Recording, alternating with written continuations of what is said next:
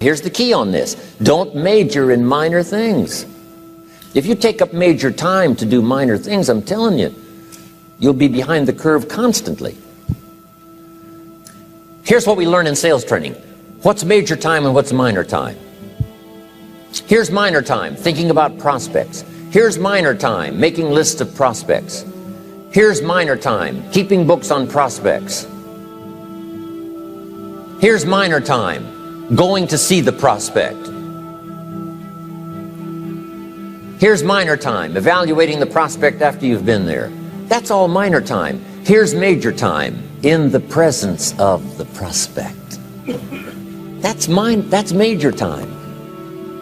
And if you took a look, if you're in sales and you took a look at a week, you'd say, my gosh, I'm spending 90% of my time on the minor stuff and so little time on the major stuff in the presence of. How many hours in the presence of in my day? How many hours in the presence of during my sales week? Because the time that really counts is in the presence of the prospect. Majors and minors. Here's another key time management essential. Don't mistake movement for achievement. It's easy to get faked out by being busy. Guy comes home at night all exhausted, falls in the chair and says, oh, I've been going. Here's the big question. Doing what? It's not the going. Some people are going, and they're doing figure eights. I mean, their progress is small. So don't mistake movement for achievement. Here's another one in sales we learned. Don't mistake courtesy for consent.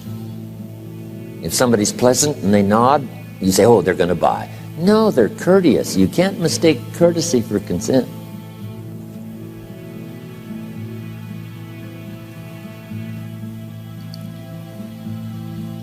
Now here's a big one, concentration. I had to learn this. All those years ago, I'm in the shower trying to compose a letter.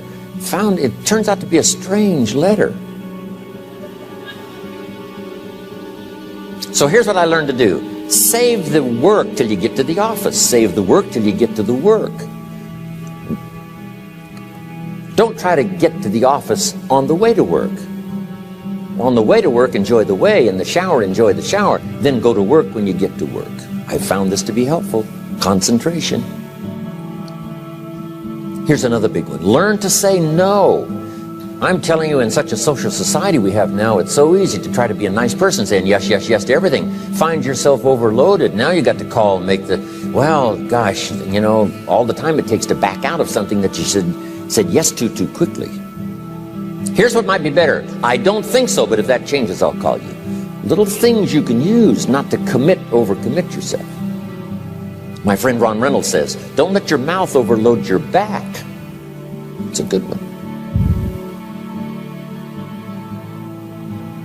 Now here's a big one on time management. When you work. When you play. Don't mix the two.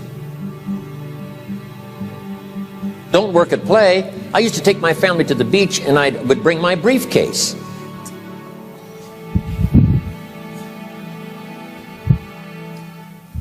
I learned not to do that. Or at the beach, I'm saying I should be at the office. Now my family's upset because I'm at the beach and I'm thinking office. Now when I'm at the office, I'm thinking what? I got to get my family to the beach. So things are not going too well at the office because I'm thinking beach, and things are not going too well at the beach because I'm thinking office. Here's what I learned to do. At the beach, be at the beach. At the office, be at the office. When you work. When you play. Don't mix the two. Don't work at play. Now here's one of the most important ones. Don't play at work. Work is too serious. You don't want the reputation of being the office joker. It's not a good one. Yes, there's time for some pleasant stories. Yes, there's time for a little humor. Yes, best if it's a happy office, of course. But I'm telling you, you got to be serious about work because you're parting with a piece of your life for the work you do. Your work costs you a piece of your life. Here's what it's called. Serious business. Not grim, not unhappy, but serious. Key. Don't play at work. The old expression, I don't think we use it anymore, horse around at the office. Play around, play jokes, play tricks. No place, not at the workplace. At the beach, yes. At the bar, yes. Somewhere else, not work. You've got to treat work with all due conservative passion, because it's leading you to your future. Here's another key phrase: all work is good. You may not like your job, but if it's the stepping stones to get you to where you want to go, you got to appreciate your job. You don't have to have a passion for your job. Here's the ultimate passion: a passion for incredible success in every department of my life. That's the passion. But don't look down on some menial job you have to do to finally get you to where you want to go. No job is menial. No job is not, no, every job is noble. Training life for pay, making a contribution to society. Next, analyze how you are. And if you have some weaknesses, if you doesn't seem like you can change, here's the key: get it covered. I used to keep promising myself I'd keep the books, keep the books, keep the books. Finally, I gave that up. And back then, it only took me an extra $50-60 a month for some accountant to keep the books.